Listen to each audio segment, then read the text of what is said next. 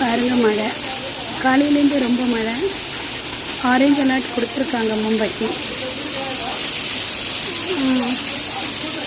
கொஞ்ச நேரத்தில் red alert கொடுப்பாங்கன்னு நினைக்கிறேன். இன்னும் 2-3 நாள் மழை இருக்கும்.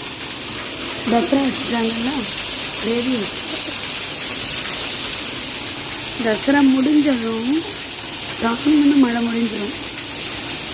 அப்புறம் அடுத்த வருஷம் பார்த்தா போதும். என்ன மழை.